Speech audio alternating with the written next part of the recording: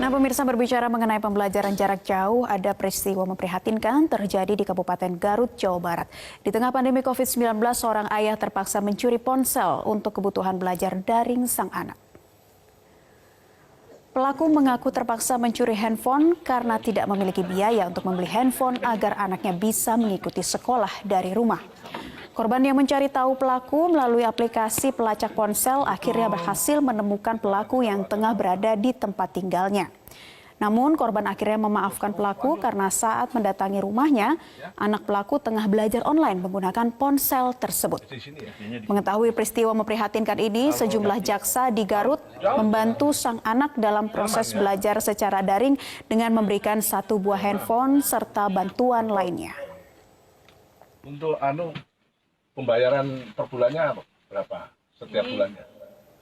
Dan untuk mengetahui kisah selengkapnya dari peristiwa yang memprihatinkan ini, kita sudah terhubung melalui sambungan Skype dengan Bapak Sugeng Haryadi, Kepala Kejaksaan Negeri Garut. Selamat sore, Pak Sugeng.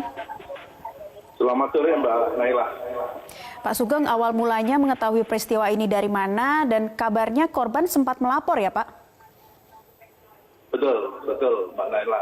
Awalnya saya mendapatkan informasi ini pada waktu itu hari Selasa.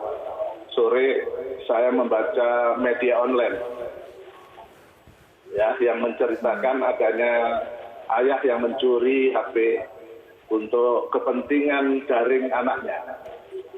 Nah, begitu jam 5 sore saya perintahkan Pak Kasibidum saya untuk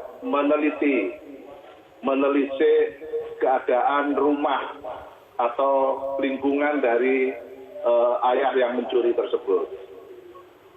Sekitar jam 6:30 malam, itu Kasibidum saya melaporkan bahwa keadaannya sangat memprihatinkan. Jadi dia yang bersangkutan, yaitu bapak yang mencuri HP itu tinggal di sebuah gubuk atau rumah, tepatnya rumah yang kecil, sekitar 3 kali 2 meter persegi, ya nggak terlalu lebar, yang dihuni oleh 5 orang, yaitu 2 orang tua, 1 orang tua, sama 3 orang anak. Nah, pada waktu itu saya langsung perintahkan kepada Pak Kasibidum saya untuk melakukan pendekatan kepada kedua orang tua itu. Awalnya mereka ketakutan. Juga. Oke, Pak. Waktu itu ada berapa tim dari Kejaksaan Negeri Garut yang berkunjung ke sana? Pada waktu malam itu kami perintahkan 2 orang jaksa untuk meneliti keadaan rumah yang bersangkutan. Oke, pekerjaan pelaku atau sang ayah yang mencuri handphone untuk anaknya mendapatkan fasilitas belajar daring ini sebagai apa, Pak? Sebagai buruh tani, Pak.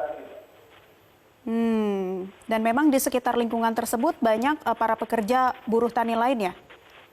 Betul, atau seperti apa? Jadi rumahnya itu kurang lebih masuk dalam lorong kecil, gang itu kecil sekali yang cukup untuk 1 orang.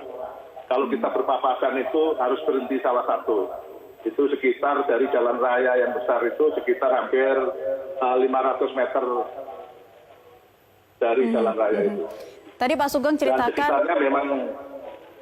Iya, tadi Pak Sugeng ceritakan awalnya sempat ketakutan karena merasa bersalah telah mencuri handphone. Namun akhirnya luapan emosi atau apa yang disampaikan oleh pelaku terhadap rekan-rekan jaksa yang membantu langsung untuk memberikan fasilitas berupa handphone dan ada juga bantuan lainnya ya Pak, bisa diceritakan?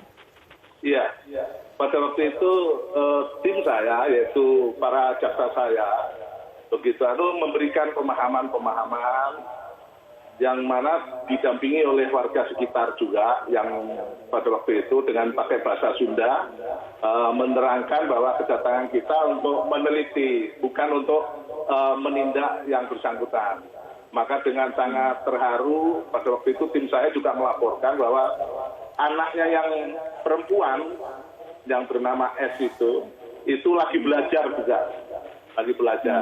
Namun pada waktu itu karena HP-nya sudah dibawa sama korban, yang punya HP, maka hari itu saya perintahkan atau malam itu saya perintahkan Pak Kasibidum untuk menyediakan 1 buah Android. Ya. Malam itu juga. Respon keluarga seperti apa, Pak? Ya sangat terharu kami melihatnya. Pada waktu itu sangat menangis ya, khususnya ibunya dan anaknya. Kalau bapaknya ya menangis karena sangat terharu juga dengan kedatangan para jaksa itu.